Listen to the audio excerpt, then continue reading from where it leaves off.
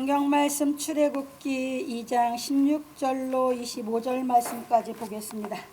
미디안 제사장에게 7딸이 있더니 그들이 와서 물을 길어 구유에 채우고 그 아비의 양무리에게 먹이려 하는데 목자들이 와서 그들을 쫓는지라.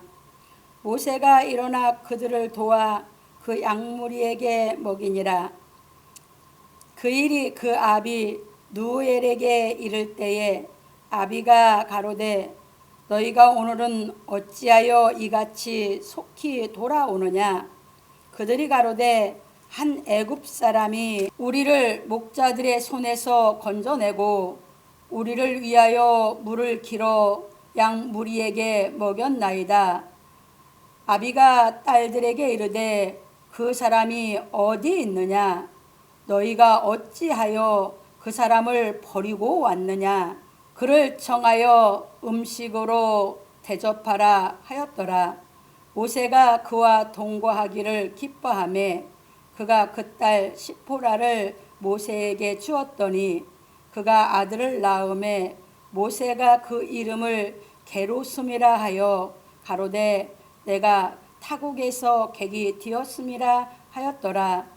여러 해 후에 애굽 왕은 죽었고 이스라엘 자손은 고역으로 인하여 탄식하며 부르짖으니 그 고역으로 인하여 부르짖는 소리가 하나님께 상달한지라.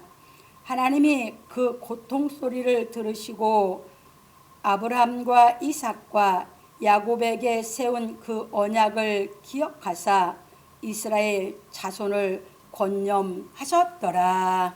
아멘. 오늘은 본문을 통해서 모세의 미디안 생활이라고 하는 제목으로 참고해 보기로 하겠습니다. 서론입니다. 사랑하는 성도 여러분, 오늘은 모세의 미디안 생활에 대하여 말씀을 상고해 보기로 하겠습니다. 우리는 지난주에 모세의 출생과 성장에 대하여 살펴보므로 모세가 히브리 사람을 사랑하였으나 히브리 사람이 그것을 깨닫지 못하고 모세를 궁지로 몰아넣어 모세가 바로의 낯을 피하여 미디안으로 도주하게 된 것에 대하여 알아보았습니다. 사람은 누구나 자신이 사는 나라를 떠나 다른 나라에 가서 산다는 것이 쉬운 일이 아닌 것입니다. 왜냐하면 그 나라의 관습에 대하여 알지 못하기 때문입니다. 그런 고로 사람은 누구든지 자신이 사는 나라를 떠나 다른 나라에 가면 그 나라의 관습을 알고 적응하기까지 안정을 얻을 수 없는 것입니다. 그래서 모세는 우물 곁에 앉아 있었습니다. 왜냐하면 그 당시에는 모든 정보를 들을 수 있는 곳이 우물이기 때문입니다. 그런 고로 정보에 대해 알고 싶은 사람이 우물을 찾은 것입니다. 그래서 참고로 창세기 24장 11절을 넣어놨어요. 거기 보면 이제 아브라함이 자기 종을 이삭의 아내를 얻기 위해서 하란으로 보내요. 그때 그 종이 가가지고 그 종이 어느 집인지 어딘지를 모르잖아요. 그래서 우물에 앉아 있다가 거기에서 이삭의 아내 될 사람을 만나거든요. 그렇기 때문에 그 옛날에는 전부 어디로 사람들이 많이 오냐면 사람은 물을 먹어야 살죠. 그게 물이 어디에? 공동우물이었잖아요. 그런데 공동우물에 가면 뭘 들을 수 있어요? 소식을 들을 수 있잖아요. 그게 그 옛날의 생활 패턴이었던 것이죠. 그래서 이제 봅니다. 왜냐하면 우물에 물을 길러오는 사람이 많으니 여러 정보에 대하여 들을 수가 있기 때문입니다. 그래서 우리나라에도 그런 의미가 담겨 있는 노래가 있습니다. 기억이 하실지 모르겠어요. 옛날에 가요 속에 보면 앵두나무 우물가에 동네 처녀 바람났네. 왜 우물가에서 바람났어요? 거기서 정보를 듣다 보니까 서울에 가면 어떻다라는 소식 정보를 들었거든요. 그래 바람나서 보따리 싸가고 서울로 갔다 하는 우리나라 가요가 있어요. 그만큼 그 옛날에는 어디에서 정보를 알 수 있었냐? 우물에서. 이제 이해 되셨죠? 넘어갑니다. 이처럼 지금이나 옛날이나 동서고금의 생활 패턴은 거의 비슷했던 것 같습니다. 지금 우리나라에선 각 가정에서 수도를 사용하고 있으나 옛날에는 공동 우물을 사용하였던 것입니다. 그래서 전 세계를 보면 지금도 저쪽 아프리카 쪽은 물이 없어서 공동 우물을 하나 파주는 것도 엄청난 그들을 도와주는 것이 되잖아요. 그래서 물만 있어도 사람들이 거기 와서 물을 받아가면서 모이는 곳이 우물이거든요. 왜? 사람은 물 없이는 못 살거든요. 그래서 물이 이제요 생명이에요. 물 없으면 사람은 죽어요. 모든 만물은 물 없으면 죽어요. 그래서 물이 생명이라고 했던 것이 그 얘기거든요. 그래서 이렇게 이제 그 옛날을 여러분들이 생각하면서 지금도 이제 못 사는 나라들은 공동우물이라든가 이런 걸 쓰지만 잘 사는 나라들은 뭐예요? 집에서 수도가 있잖아요. 그래서 이렇게 보면서 이제 여러 가지를 갖고 생각을 해야 여러분들 성경을 보면서 아, 그때 당시 그들의 생활 패턴이 어떤 과정이었구나 하는 걸 이해할 수가 있어요. 넘어갑니다. 그러다 보니 옛날에는 우물에서 정보를 얻을 수 있었으나 지금은 모든 정보를 신문이나 방송 그리고 컴퓨터나 핸드폰을 검색하여 얻을 수 있는 것입니다. 이것도 뭐예요? 잘 사는 나라들만 그렇죠? 그러므로 우리 성도들이 알아야 할 것은 사람의 생활 패턴은 달라져도 사람을 만나서 생활하는 것은 달라지지 않는다는 것을 인식하고 사람과 사람 사이에 예를 다하는 진리의 말씀을 깨닫고 살기를 예수 그리스도의 이름으로 축원합니다. 그러니까 우리 생활 패턴은 그것은 하나의 부분에 속하는 거죠.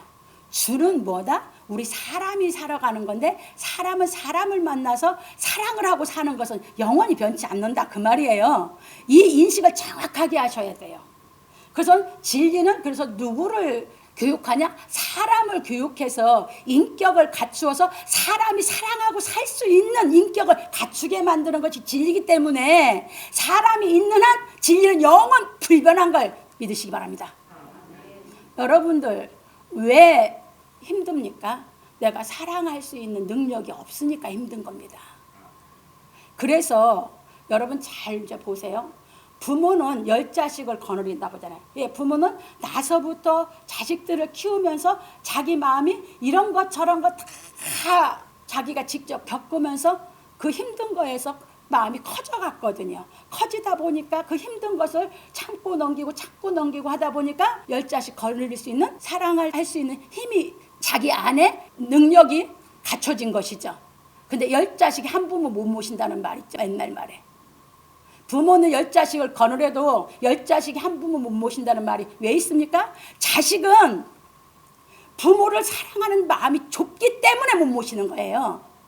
근데 진리의 사랑을 깨달으면 여러분들이 그 초월해서 부모가 자식 사랑을 하고 자식도 부모를 그렇게 사랑할 수 있는 인격적인 어쩌면 세상의 육신적인 사랑보다 더 멋진 하나님의 사랑을 알아서 사랑할 수 있는 사람이 되는 줄 믿으시기 바랍니다.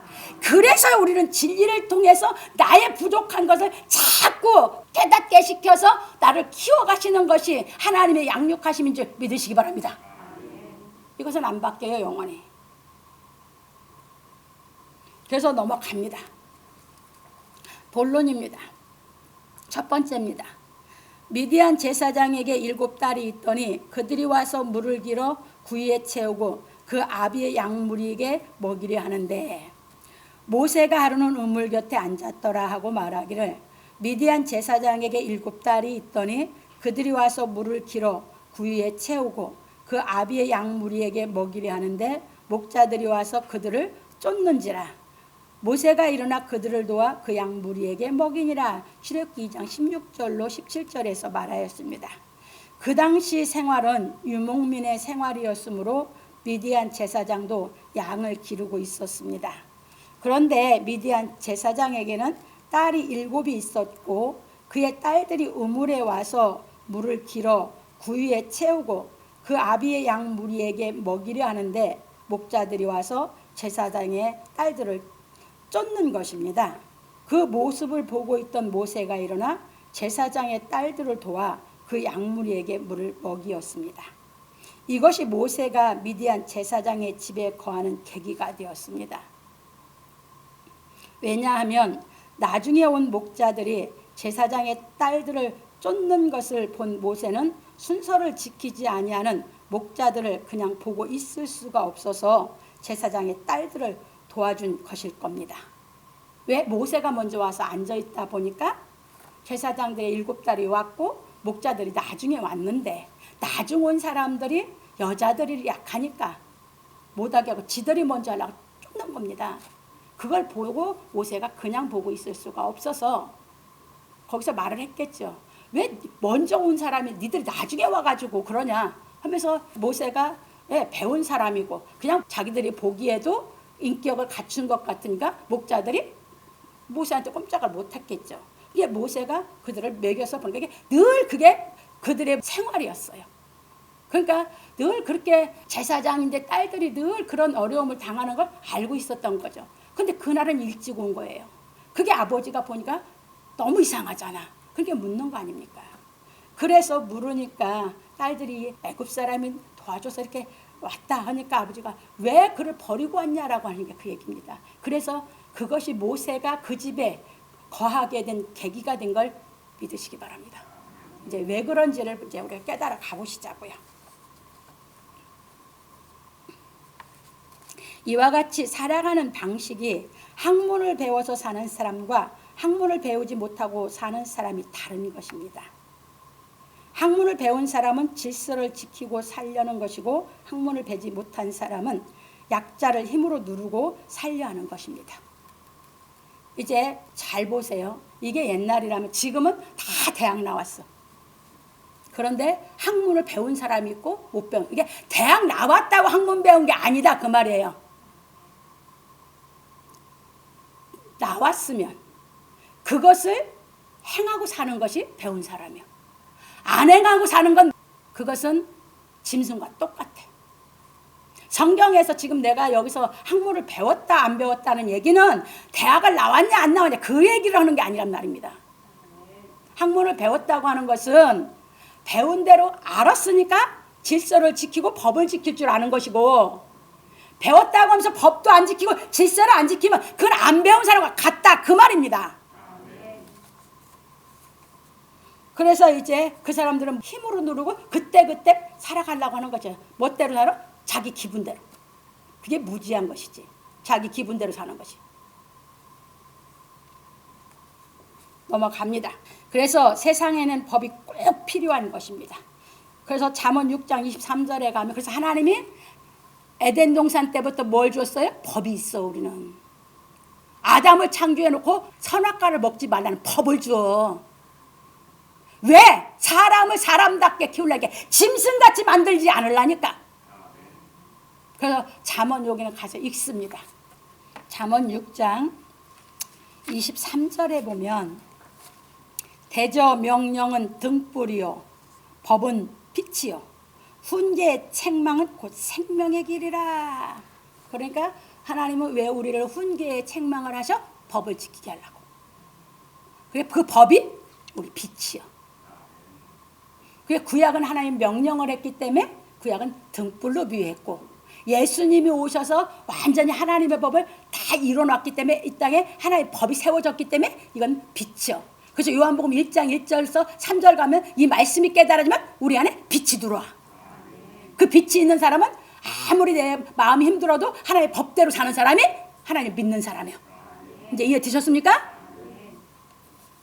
그래서 대한민국도 헌법이 있어. 이 헌법은 모든 국민에게 똑같이 적용해서 그 법을 지키라고 만들어 놓은 것이야. 그런데 권력의 힘으로 뭘로 안 지켜. 그러니까 대한민국이 어두워지는 거예요. 이해 되셨습니까? 왜? 배웠다고 하면서 학문을 못 배운 사람으로 살아가고 있기 때문에. 배웠다고 하는 것은 법을 지키고 사는 것이 배운 사람인 줄 믿으시기 바랍니다. 넘어갑니다. 왜냐하면 법이 무너지면 사람이 짐승같이 약육강식의 생활하여 무법천지가 될 뿐 아니라 욕심으로 인하여 사람이 짐승보다 더 악해질 수 있기 때문입니다. 그래서 사람이 법을 지키지 않고 악하게 살면 짐승만 또 못하다 소리를 그래서 하는 거예요. 겉이 사람이면 뭐해? 그 속이 욕심이 가득해서 법을 지킬 줄 몰라서 짐승보다 더 악한 짓을 하는데, 이제 이해되셨습니까? 더 넘어갑니다. 그런 거로 우리는 하나님의 말씀을 깨달아 질서를 지키는 생활을 하여야 하는 것입니다. 이처럼 모세의 도움을 받은 제사장의 딸들이 그 아비 누엘에게 이를 때에 아비가 가로되 너희가 오늘은 어찌하여 이같이 속히 돌아오느냐? 그들이 가로되 한 애굽 사람이 우리를 목자들의 손에서 건져내고 우리를 위하여 물을 길어 양 무리에게 먹였나이다. 아비가 딸들에게 이르되 그 사람이 어디 있느냐? 너희가 어찌하여 그 사람을 버리고 왔느냐? 그를 청하여 음식으로 대접하라 하였더라. 출애굽기 2장 18절 20절에서 말하였습니다. 이같이 사람은 누구나 도움을 받으면 자기에게 도움을 준 사람을 대접하려는 마음이 있는 것입니다. 이처럼 사람의 마음에는 도움을 주고 도움을 받는 것이 예라는 것을 아는 본심이 있다는 것을 알 수 있습니다. 로마서 2장 14절로 15절에 바울 사도가 유대인들은 율법을 줬지만 이방인은 본성으로 율법을 안다고 한 것입니다. 그래서 우리 마음의 본성이 양심에 하나님 법이 기록되어 있어요. 사랑하는 사람은 나는 대접하면 대접할 줄 알고, 그 다음에 율법이 기록되어 있는 게 나한테 악하게 하는 사람은 그걸 악으로 갚으려는 율법이 기록되어 있다고요. 그냥 성경의 율법이 기록 안 해도 우리 양심에 이미 기록되어 있다고요. 그 얘기입니다. 예, 넘어갑니다. 그래서 자신이 도와줄 수 없을 때 도움을 받으면 마음의 부담감을 느끼게 되는 것입니다. 왜 그래요? 내가 먼저 사랑을 받으면 내가 어떤 방법으로 그분을 내가 도움 받은 사람을 내가 도우려고 하니까 도움 받았는데 내가 도울 힘이 없다고 생각하면 부담감이 되는 것이에요.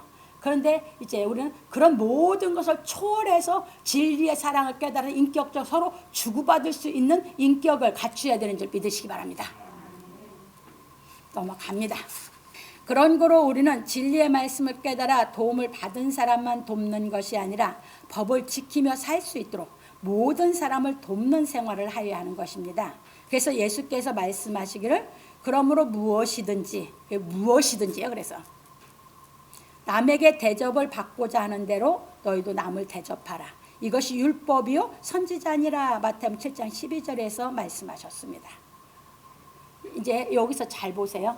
여러분들이 인생을 살아가면서 정말 어렵고 힘든 사람들을 만났다 하는 것은 예수를 믿으나 안 믿으나 마음에 아까 얘기했죠. 양심에 율법이 기록되어 있다고 했죠. 그러다 보니까 사람들은 자기에게 예수를 안 믿는 사람이고 두고 내가 도움을 주고 살면 내 주위에는 다 좋은 사람만 있는 거예요. 저 사람이 악해도 다른 사람이 악하게 할지라도 내가 도와주니까 나한테 도움받으니까 나한테는 좋은 마음만 보여주는 거죠. 이제 이해 되셨어요? 제가 평생 깨달은 게 이거거든. 내가 걸어올 때 내 주위에 좋은 사람만 있었다 하는 얘기는 뭔 얘기예요? 내가 제일 인격적으로 그들을 사랑하고 살으니까 내 주위에는 다 좋은 사람만 있더라 그 얘기야. 이제 이해 되셨죠? 그럼 그 사람이 좋은 사람이냐? 아니.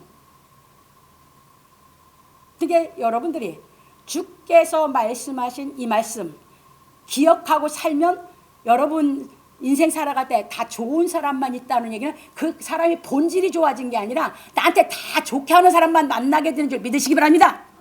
이게 예수께서 가르친 진리예요. 제가 그러고 깨닫고 살아온 거거든요.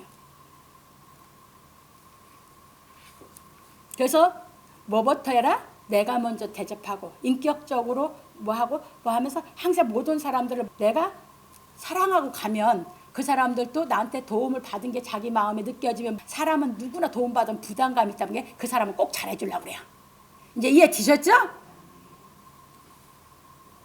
그러므로 우리 성도들은 자신이 인격적으로 대접을 받고자 하는 마음이 있으면 먼저 인격적으로 대접하기를 예수 그리스도의 이름으로 축원합니다.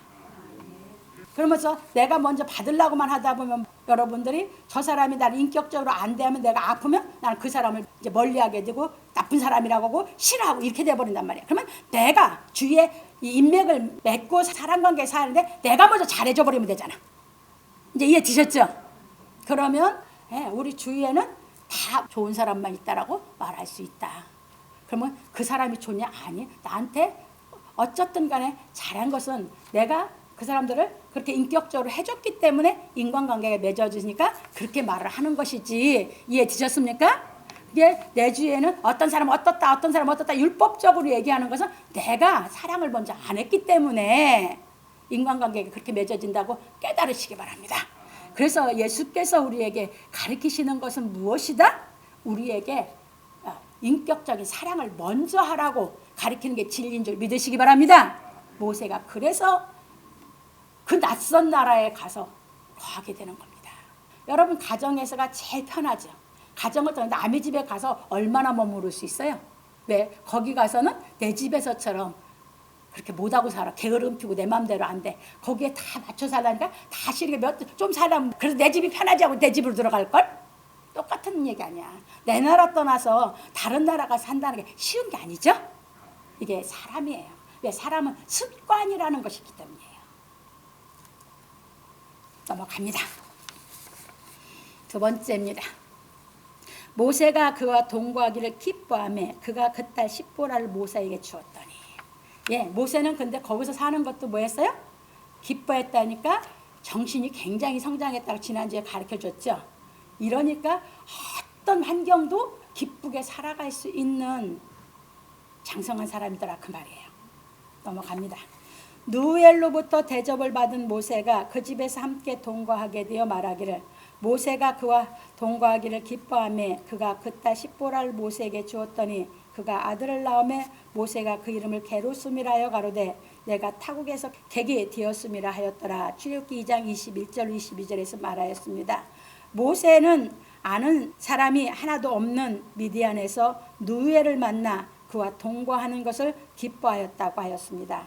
왜냐하면 그곳에서 누엘의 양무리를 치는 것을 좋아하였기 때문입니다. 그러니까 자기가 어떤 일인들이 좋아하게 좋은 마음으로 받아들이니까 기쁘게 생활할 수 있죠. 그런데 내 마음에 맞춰서 좋고 싫고 이런 식으로 하면 기쁘게 생활할 수 있어요 없어요? 그것도 타국에 가서 남의 집에서 할 수 없는 것이에요. 그래서 제가 경화선교사를 미국에 정송자 전도사님네 가서 가르치라고 해서 제가 먼저 갔다 오고 경화선교사 간다고 할 때 다른 건 다 필요 없고 네가 네 집에서 살듯이 네 집에서 하듯이 그 사람이 가정을 그 사람은 더 깨끗하게 해놓고 더 청결하게 하려고 해. 너는 더 청결하게 하면 편하게 살 수 있어. 그거 하나만 해. 그 사람보다 내가 더 깨끗이 하면 편하게 살 수 있어. 근데 내가 그 사람보다 내가 더 더럽게 하면 난 그 집에 힘들어. 그게 가서 딱 그거부터 체크하고 그 사람보다 네가 더 깨끗하게 하고 잘 살아봐. 내가 그거 부탁했던 거거든요. 그런 것이에요. 이제 넘어갑니다. 왜? 정송자 전사님이 결벽증이 있을 정도로 깨끗하게 하고 사는 사람이거든. 이 카펫을 그냥 얇은 다 깔아놨거든. 그 집은 전부 다. 거기서 내가 살면서 그걸 다 저기 하고 있어서 그분이 나를 좋아하게 된 거거든. 어저께 전화 진짜 오랜만에 와서 죄송합니다. 학장님 죄송합니다. 아니요. 그래서 홀로서기를 신앙을 하고 있고 건강도 많이 보다. 그거면 좋게요. 정말 축하해요. 정말 잘했어요. 전사님 정말 잘했어. 나한테 연락 안 하고 상관없어. 내가 그래 버렸거든.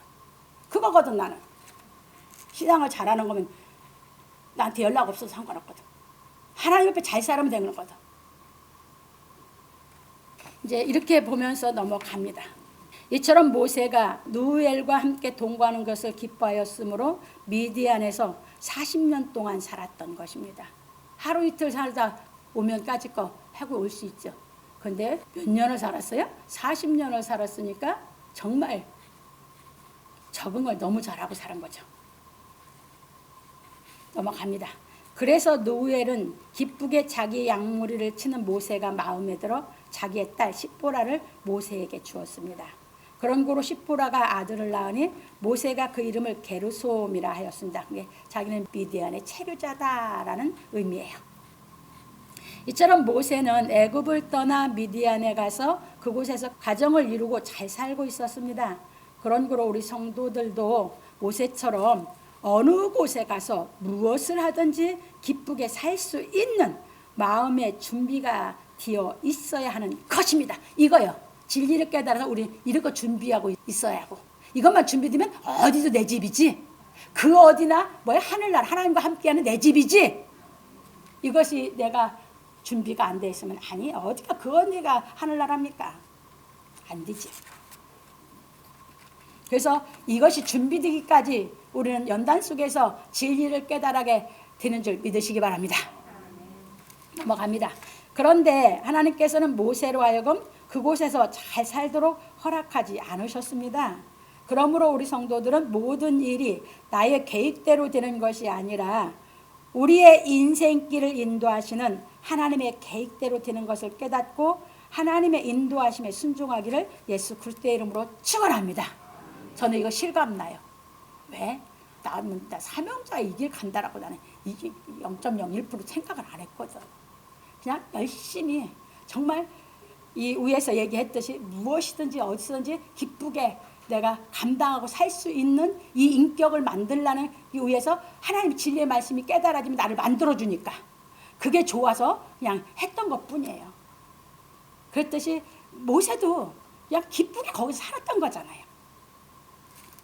그런데 하나님이 모세 인생길을 하나님의 일을 하라고 사명을 지게 되는 줄 깨달으시기 바랍니다. 네, 넘어갑니다. 세 번째입니다. 여러 해 후에 애굽 왕은 죽었고 이스라엘 자손은 고역으로 인하여 탄식하며 부르짖으니 그 고역으로 인하여 부르짖는 소리가 하나님께 상달한지라. 모세는 미디안 땅에서 가정을 이루고 잘 살고 있는데 여러 해 후에 애굽 왕은 죽었고 이스라엘 자손은 고역으로 인하여 탄식하며 부르짖으니 그 고역으로 인하여 부르짖는 소리가 하나님께 상달한지라. 하나님이 그 고통 소리를 들으시고 아브라함과 이삭과 야곱에게 세운 그 언약을 기억하사 이스라엘 자손을 건념하셨더라. 출애굽기 2장 23절로 25절에서 말하였습니다. 모세는 미디안에서 가정을 이루고 잘 살고 있었으나 모세를 죽이고자 하던 애굽 왕은 죽었고 애굽에 있는 이스라엘 자손들은 일이 몹시 고되어 감당할 수가 없어 탄식하며 부르짖고 있었습니다. 이처럼 이스라엘 자손들이 부르짖으니 그 부르짖는 소리가 하나님께 상달하였고 하나님께서는 그 고통 소리를 들으시고 아브라함과 이삭과 야곱에게 세운 그 언약을 기억하시고 이스라엘 자손을 돌보아 생각하셨다고 하였습니다. 그래서 우리는 이 말씀에 대해 한번 생각해 보아야 하는 것입니다. 왜냐하면 이스라엘 자손이 부르짖는 것이 지금만이 아니었을 것이기 때문입니다. 이미 이스라엘 자손들은 모세가 낳기 전부터 요셉을 알지 못하는 바로 왕으로 인하여 괴로운 생활을 하고 있어서 부르짖었을 텐데 왜 하나님께서는 이스라엘 자손들을 돌아보지 않으셨다가 모세가 미디안에서 잘 살고 있을 때 부르짖는 소리가 상달되어 돌아보려 하셨느냐 하는 것입니다. 여러분 한번 생각해 보세요. 사람은 힘들면 힘든 대로 계속 부르짖을 수밖에 없었을 거 아닙니까? 그러면 모세가 낳기 전부터 그들은 그랬어요. 그러면 모세가 날 때 모세만 아들이라고 버렸겠어요? 이스라엘 자손들도 아들이라고 얼마나 하수에 버렸겠어요? 그러면 그 부르짖음이 어떻겠어요? 근데 왜 그때는 하나님이 상달이 안 됐다고 하고 모세가 이미 광야 가서 40년 동안 그렇게 모세는 잘 살고 있었고 이스라엘 백성이 애굽에서 그렇게 부르짖는데 그때 상달되느냐 그 말이에요. 여러분 그런 생각 안 하세요? 난 성경 보면서 그런 생각 많이 해요. 왜? 내가 그 길을 걸어왔기 때문에.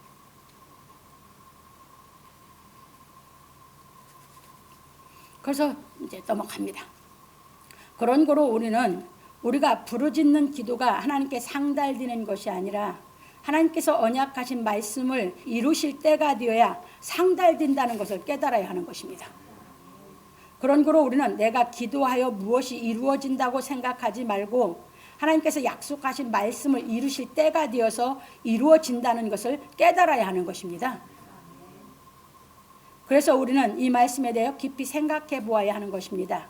하나님께서 아브라함과 이삭과 야곱에게 약속하신 말씀이 없었다면 이스라엘 자손의 부르짖는 소리가 상달하였을까 하는 것입니다. 그런 거로 지금도 성경 말씀을 깨닫지 못한 사람들은 기도를 강조하며 부르짖으라 하고 있으나 성경 말씀을 깊이 상고하여 깨달은 사람은 부르짖으라 하지 않는 것입니다. 왜? 성경을 깨닫는 사람은 성경을 깨닫는 생활을 하게 하려니까 그 속에서 오는 걸로 깨달아 가려고 하나님 앞에 그 하나님의 말씀을 생각하고 하나님의 말씀을 깨닫는 생활을 하라고 하니까 깨달아지는 대로 기쁜 생활을 하게 신앙을 시키거든요. 근데 부르짖으라고 하는 사람들은 애굽 사람 같이 맨날 부르짖으라고 하거든. 근데 그건 안 이루어져. 모세처럼 기쁘게 깨닫고 산 사람은 이루어지는 줄 믿으시기 바랍니다. 나는 그 신앙을 시키는 겁니다, 여러분들에게. 이제 넘어갑니다. 이제 그거 풀어갑니다. 그래서 미디안에 있는 모세처럼 신앙을 하고 있냐, 애굽에 있는 이스라엘 백성들처럼 신앙하고 있냐, 신앙하는 게 다르다 그 말입니다. 넘어갑니다. 왜냐하면 예수께서 말씀하시기를, 그래서 예수께서 이제 진리를 가르친 거죠. 또 너희가 기도할 때에 외식하는 자와 같이 되지 말라. 저희는 사람에게 보이려고 희단과 큰 거리 어귀에 서서 기도하기를 좋아하느니라. 내가 진실로 너희에게 이르노니 저희는 자기 상을 이미 받았느니라. 너는 기도할 때 내 골방에 들어가 문을 닫고 은밀한 중에 계신 내 아버지께 기도하라. 은밀한 중에 보시는 내 아버지께서 갚으시리라. 기도할 때 부르짖으랬어요. 골방에 들어가서 기도하라. 그래서 골방에 들어가 기도하라는 것은 내가 하나님 말씀이 깨달음이 올 때까지 조용히 살피고 기도해라 그 말이에요. 모세는 그 생활을 하면서 거기서 자기한테 오는 그런 모든 것을 하나님 앞에 자기 안에서 깨달아서 자기가 변하면서 감당할 수 있는 힘이, 자기 안에 능력이 계속 더 많아지면서 기쁘게 살아간 줄 믿으시기 바랍니다. 그래서 우리 성도들 그 신앙 시키는 거예요, 내가. 이제 넘어갑니다. 또 기도할 때에 이방인과 같이 중언부언하지 말라. 저희는 말을 많이 하여야 들으실 줄 생각하느니라. 마태복음 6장 5절로 7절에서 말씀하셨기 때문입니다. 그게 하나님은 뭘 가르치고 있어요? 그러니까 진리를 못 깨달으면 애굽의 이스라엘 자손들처럼 신앙을 하게 시키는 거고, 진리를 깨달은 사람은 모세처럼 신앙을 할 수 있도록 진리를 깨닫고 신앙하게 하는 줄 믿으시기 바랍니다. 그래서 예수님 그 진리를 갖고 이 기도에 대해서 가르치고 있는 것이에요. 넘어갑니다. 그래서 우리는 모세가 전하고자 한 것이 무엇인지 자세히 살펴보아야 하는 것입니다. 왜냐하면 하나님께서 아브라함과 이삭과 야곱에게 언약하신 것을 기억하셨다고 하였기 때문입니다.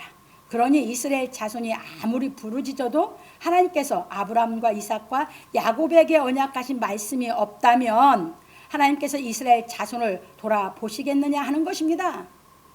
왜냐하면 하나님께서는 당신이 언약하신 말씀을 지키시는 분이기 때문입니다. 그래서 히브리 기자는 말하기를 하나님은 약속을 기업으로 받는 자들에게, 우리도 뭘 기업으로 받으려고 하나님 말씀을 깨달아가고 있어요? 약속을. 그러면 하나님 약속이 내가 받았으면 나는 그 약속을 믿고 더 그 약속에서 하나님이 하시는 더 큰 약속을 내 안에서 이루려고 신앙생활하는 거죠. 넘어갑니다. 그 뜻이 변치 아니함을 충분히 나타내시려고 그 일에 맹세로 보증하셨나니 이는 하나님이 거짓말을 하실 수 없는 이 두 가지 변치 못할 사실을 인하여 앞에 있는 소망을 얻으려고 피하여 가는 우리로 큰 안위를 받게 하려 하심이라. 히브리서 6장 17절로 18절에서 말하였습니다. 그러니까 약속을 받은 사람은 뭐가 있어요? 소망. 이 약속 못 받은 사람은 소망도 뭣도 아무것도 없는 거지. 믿음도 소망도 없는 거죠. 그래서 봅니다. 이처럼 하나님께서는 아브라함과 이삭과 야곱에게 언약하신 말씀을 이루기에 모세를 미디안에서 잘 살게 놓아두지 않으신 것입니다. 그런 거로 우리가 하나님께 기도하는 것이 중요한 것이 아니라 하나님께서 약속하신 말씀을 깨닫고 믿는 것이 훨씬 더 중요한 것입니다. 그래서 바울 사도는 말하기를 우리가 하나님과 함께 일하는 자로서 너희를 권하노니 하나님의 은혜를 헛되이 받지 말라. 가라사대 내가 은혜 베풀 때 너를 듣고 구원의 날에 너를 도왔다 하셨으니 보라 지금은 은혜 받을 만한 때요 보라 지금은 구원의 날이로다. 고린도후서 6장 1절로 2절에서 말하였습니다. 그러니까 교회에 와서 하나님 앞에 하나님의 은혜에 약속하신 이 은혜를 깨달아 구원을 받아서 내가 약속을 받는 게 더 중요하죠. 그런데 그 약속을 못 받고 부르짖는 기도를 한다고 한다면 애굽에 있는 이스라엘 자손과 똑같다 그 말이에요.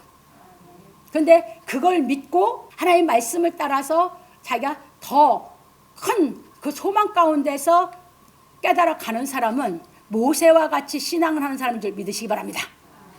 우리는 그 신앙을 하려고 하는 것입니다. 또 넘어갑니다.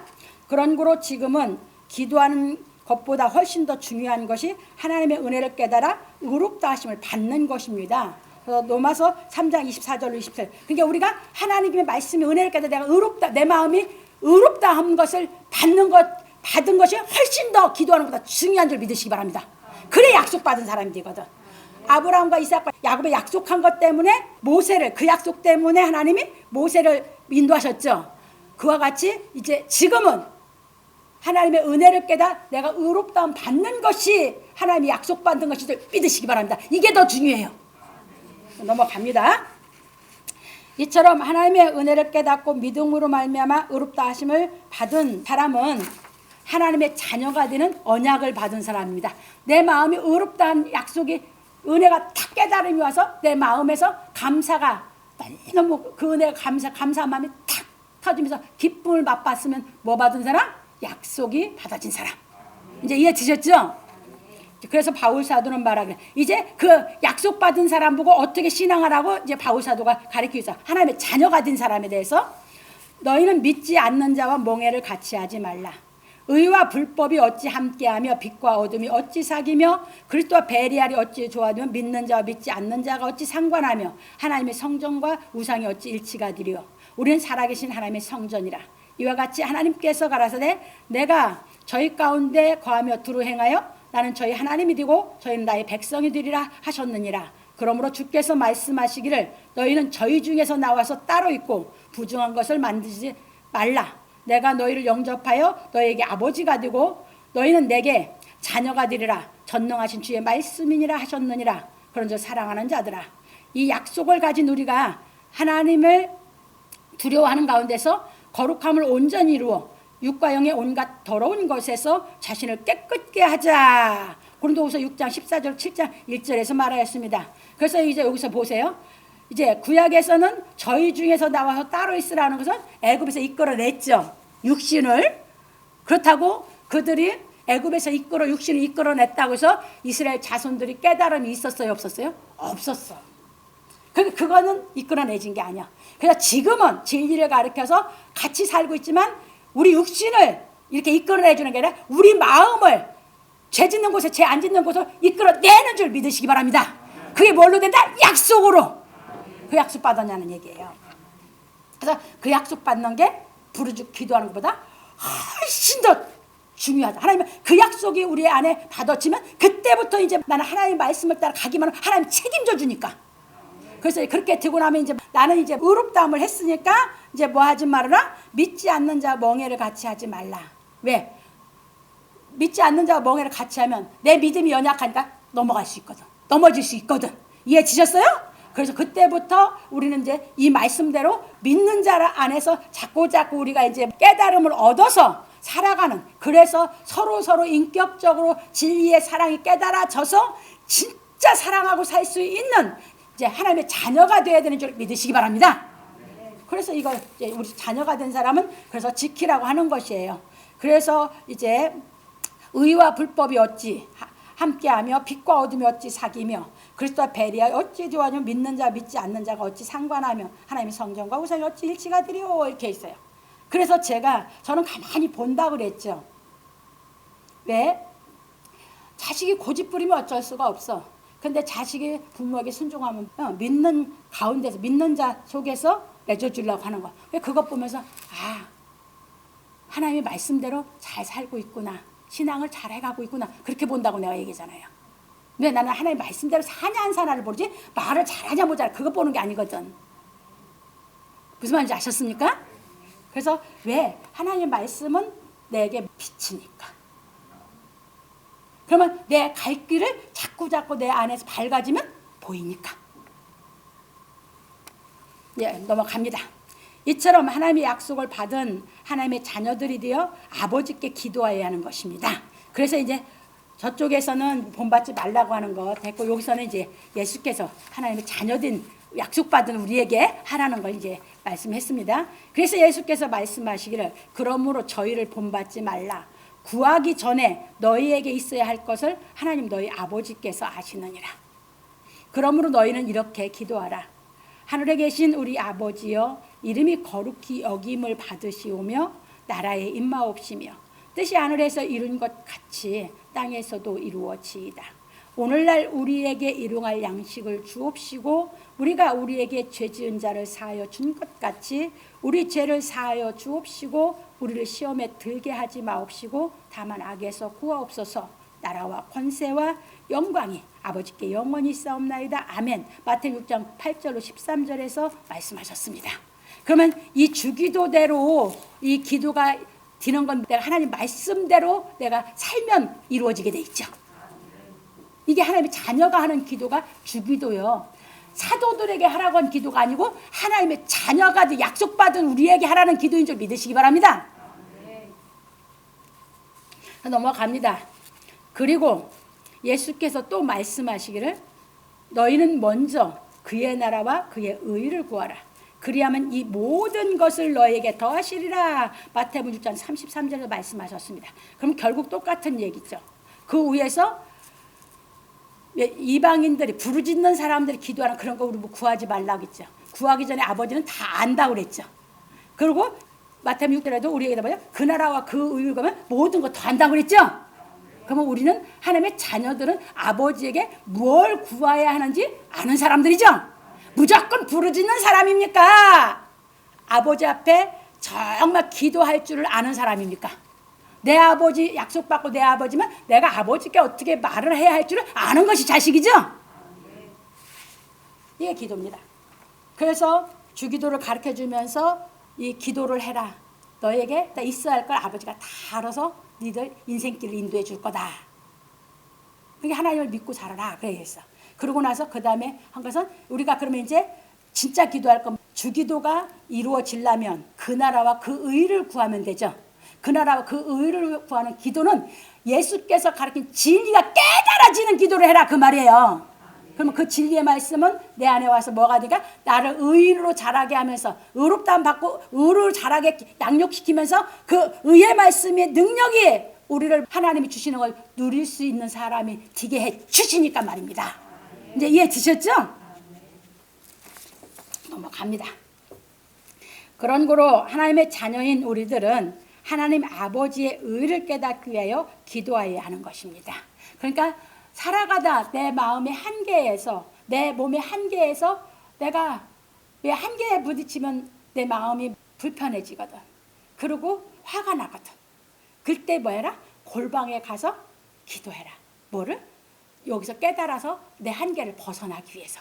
그 나라와 그 의를 구하면 깨달음이 오면 그걸 벗어나진다. 이해지셨죠? 그래서 나를 한층 더 인격이 커지게 만든다. 더 양육받아지게 해서 더 밝은 빛에 거하게 하시는 줄 믿으시기 바랍니다. 우리는 인격으로 양육하는 아버지의 인도하심 속에서 살아가는 것이에요. 넘어갑니다. 그러므로 우리 성도들은 필요 이상으로 기도하지 말고 아버지의 의를 깨닫기 위하여 기도하고 주기도의 뜻을 깨닫고 행하는 기도하기를 예수 그리스도의 이름으로 축원합니다. 그러면 주기도대로 내가 행할 수 있는 신앙이 돼서 행하고 살면 최고 하나님께서 인정하는 하나님의 자녀가 되는 줄 믿으시기 바랍니다. 네, 결론으로 넘어갑니다.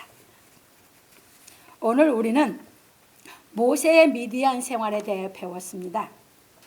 모세는 미디안에서 하나님께 부르짖는 기도를 한 것이 아니라 주어진 일을 기쁘게 감당하고 살았습니다. 그러나 하나님께서는 애굽에 있는 이스라엘 자손들이 고통으로 인하여 부르짖는 소리를 들으시고 아브라함과 이삭과 야곱에게 세우신 언약을 기억하시고 그들을 권념하셨다고 하였습니다.